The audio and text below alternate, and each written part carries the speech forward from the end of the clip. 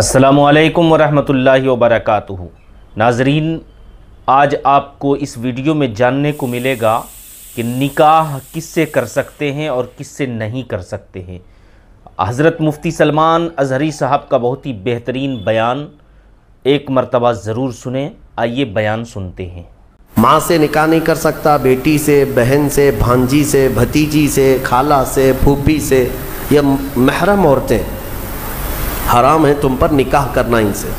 ان عورتوں میں سے کسی ایک سے تم نے اپنی بیوی کو تشبیہ دیا، ایسے کہا کہ تو میرے لیے میرے ماں کے فلاں چیز کی طرح ہے، یا تو میرے لیے میری بیٹی کی طرح ہے، یا میری بہن کی طرح ہے، اس کو کہتے ہیں زہار۔ محرم عورتوں سے ان کو تشبیہ دینا اپنی بیویوں کو، یہ زہار ہے، اور عورت حرام ہو جاتی ہے فوراً۔ شروع میں جو سورہ مجادلہ ہے، ویسے تو مجادلہ تکرار کرنے کو کہتے ہیں، بحث کرنے کو کہتے ہیں، جھگڑا بھی ہوتا ہے۔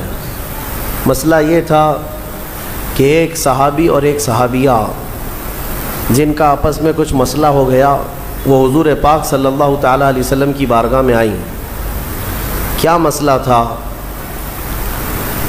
ایک ہے زہار۔ بہت کم لوگ یعنی عوام میں سے ان مسائل کو جانتے ہیں۔ طلاق تو سب جانتے ہیں، طلاق کی ہی طرح سے ایک اور چیز ہے زہار۔ جیسے طلاق سے عورت حرام ہو جاتی ہے مرد پر، زہار سے بھی مرد پر عورت حرام ہو جاتی ہے۔ وہ زہار کیا چیز ہے؟ زہار کا مطلب ہوتا ہے کہ مرد نے اپنی عورت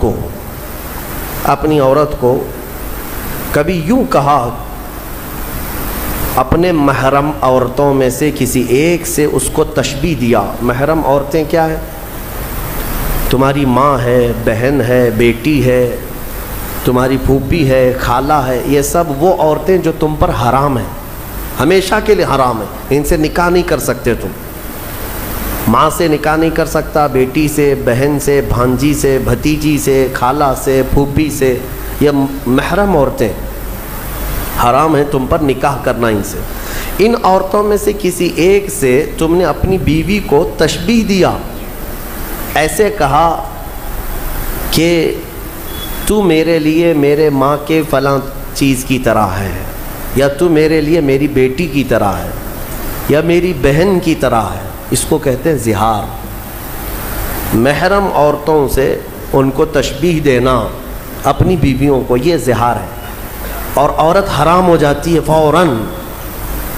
فوراً حرام ہو گئی اس پر۔ اگر تم نے اپنی بیوی کو یوں کہا کہ تو میرے لیے میری ماں کی طرح ہے، یا تو میرے لیے میری بیٹی کی طرح ہے، یا بہن کی طرح ہے، ان عورتوں سے اگر اپنی بیوی کو، اپنی منکوحہ کو تشبیہ دیا تو حرام ہو گئی عورت۔ ایک صحابی کا ایک صحابیہ کے ساتھ ایسا معاملہ ہوا۔ خاتون عمر دراز تھی، دونوں کی بھی عمر ہو چکی تھی۔ وہ روتے ہوئے حضور پاک صلی اللہ علیہ وسلم کی بارگاہ میں آئیں، کہا کہ اتنے سال تو ہم اچھے خاصے رہے، اب جا کر کے میرے شوہر نے مجھے یوں کہہ دیا ہے کہ تو میرے لیے میری ماں کے۔ تو وہ آ کر کے حضور پاک صلی اللہ علیہ وسلم کی بارگاہ میں بار بار سوال کر رہی تھی، تو رسول کریم صلی اللہ تعالیٰ علیہ وسلم وحی کے اترنے کے انتظار میں تھے کہ اللہ تعالیٰ اس کا حکم کیا فرمائے گا۔ تو اللہ تعالیٰ نے پوری سورہ اتار دی، قد سمع اللہ قول التی تجادلک فی زوجہا۔